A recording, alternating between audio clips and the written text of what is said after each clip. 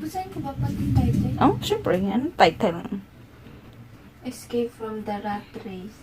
Hey dude, let's go over to the eliminator. Oh man, it's supposed to be so fast it make your eyeballs pop out. Let's do it. Oh man, you are so going down, not even. Alright guys, $5. Here you go man. Oh man, this is gonna be great. I'd like, next. Go ahead without me guys, I'll wait here. These things, I'm always running out of money. Red always seems to have money and he's got a job. That's it, I'll get a job. If I have a job, I'll be making truckloads of money. All the guys will be so jealous because I'll be the guy with the big box and all of the really cool stuff. Wow, that was great. My teeth are still rattling. Hey Red, I think I'm going to catch up with you guys later. Well, I'm heading over the Reaper. You coming, Red? Go ahead, I'll meet you over there in a minute. Why aren't you coming with us, man? What's up? I can't go on any more rides since I'm out of cash. So I figure since your job gives you enough money to go on all the rides, I thought maybe I get a job too. That way I won't have to worry about money anymore. I'll be rich. Wait, you honestly think that you're gonna get a job and then suddenly become rich? Well, yeah, I mean, you've got a job and you're able to go on all the rides. Yeah, but it's not my job alone that makes me my money. It isn't. Look, you remember last year when I took that summer job? Yeah, I do. You were trying to buy that bike. You were even working weekends. Exactly. I figure if I got that summer job, I'd be rich in no time. The problem was I work all summer long, but no matter how hard I work, I never seem to have enough money to buy it, much unless to get rich. But you have money now, so I guess your new job pays you more, no? See, after a summer of working really hard, I realized that what I was doing obviously wasn't working. I realized there were a lot of hardworking people out there. They work for long hours, weekends, and a lot of them get pay raises. But at the end of the day, most of them still complain about not having enough money. So if working really hard at a good job isn't making all of them rich, what made me think it was gonna make me rich? But Red, I gotta say, I don't get it. If you don't get rich from a job, how do you get rich? Well, rather than just accept that I was never going to be rich, I decided that I needed to learn about money. I needed to have financial intelligence. Financial intelligence is what separates the people who have money and keep getting more from people who wish they had money and never seem to have enough. Financial intelligence helps you see how money works and how to make it work for you rather than you working for it. It's the kind of intelligence that shows you how to make sure you're never without money and how to keep money flowing into your pocket all without you having to work at a job in order to get it. Wow, that sounds really complicated. I know it may seem like that at first, but there are only a few basic lessons you need to learn. Anyone can do it. But my grades are horrible and I've never been very good in school. Now I know for a fact that I'll never be rich. This is financial education. Don't think of it as the same stuff you learn in school. They don't teach this in school. Anyone can learn it. Wait a sec. You mean I don't have to be really smart to get rich? Nope. Sweet, no more school for me. Whoa, dude, slow down there, man. You still need school. It gives you other types of information and skill you'll need. It's just not everything you need. Oh, well, a guy can hope, can't he? So, how exactly do I become rich? Let me tell you about a book I read called Rich Dad, Poor Dad by Robert Kiyosaki. Although Robert is rich and famous now, in 1956 he was just another kid trying to figure out how to make money to buy the things he wanted, like comics, book, and ice cream. Dad, can you tell me how to get rich? Why do you want to get rich, son? Because Jimmy's mom drove up in their new Cadillac and they were going to their beach house for the weekend. He said Mike and I weren't invited because we were poor kids. Robert's dad were a teacher, but even though he was really smart and have a good job, he didn't have much money. Well, son, if you want to be rich, you have to learn to make money.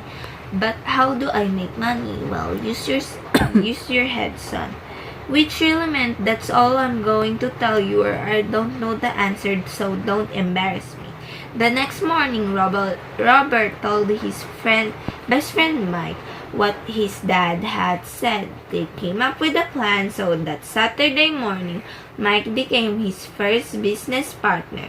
Mike had gotten an inspiration from a book he had read, so they started a business. For the next several weeks. Mike and Robert ran around their neighborhood, knocking on doors, asking their neighbors if they could have their used toothpaste tubes. Some asked what they were going to do, but Robert and Mike just said, "We can tell you, it's a business secret." When they had enough tubes, they started production. The assembly line was created in Robert's library. Robert's dad and a friend of his showed up to find the production in full swing. See, back in 1956, toothpaste didn't come in plastic tubes. It came in lead tubes. Melting the lead tubes was the key to Robert's and Mike's idea of how to make them rich. Careful what in those plaster molds. Watch. This should be a good batch. Good Lord, you're casting nickels out of lead. That's right, we're doing what you told us we're making money. The friend of Robert's dad couldn't help but to laugh at what the boys had done. Let them go. They might be developing a natural talent. But Robert's father sat down at the boys and told them the meaning of the word counterfeiting. I guess Jimmy and his friend are right. We are poor. Boys, you're only poor if you give up. The most important thing is that you did something most people only talk and dream of getting rich. You've done something. I'm very proud of the two of you. Keep going, don't quit. So how come you're not rich, Dad? Because I choose to be a school teacher. School teachers really don't think about being rich. We just like to teach. If you want boys to learn how to be rich, talk to your dad, Mike. My dad? Yeah, your dad and I have the same banker and he raves about your father. He tells me that your father is brilliant when it comes to make money. Then how come we don't have a nice car and have a nice house like the rich kids at school? Having a nice car and nice house doesn't mean you're rich or that you know how to make money. Jimmy's dad worked for the sugar plantation. He's not much different, and I work from the government. The company buys the car for him, but the sugar company is the financial trouble. Jimmy's dad may soon have nothing. Your dad is different, Mike. He seems to be building an empire, and I suspect a few years he will become a very rich man.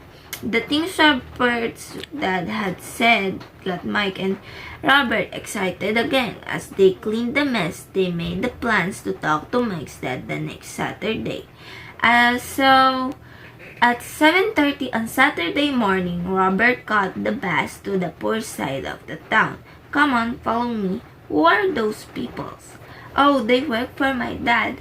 The older man runs his warehouse, and the women are the managers of the restaurant, and you saw the construction supervisor who's working on a road project about 50 miles from here. Does this go on all the time? Not always, but a lot. So what exactly did you say to your dad? I asked him if he would teach us how to make money. What did he say to that? Well, he grinned and said he would make us an offer. Ready, boys? Mike says you want to learn to make money. Is that correct, Robert? Yes, sir.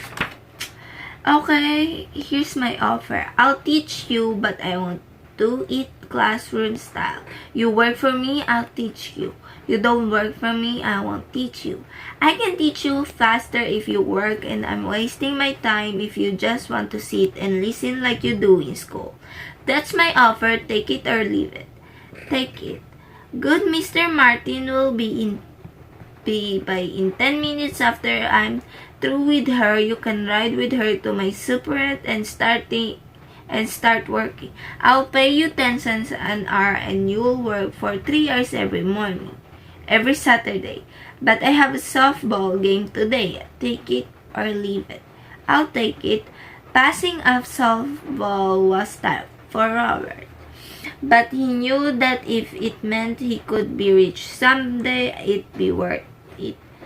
The next Saturday morning, Mike and Robert were working for Mrs. Martin. She was a nice woman, and she said that Mike and Robert reminded her of her two sons who had grown up. She was a taskmaster, though. They spent 3 hours taking cans off the shelf and brushing each can to get the dust off. Then they had to restock them neatly. It was excruciating, boring work.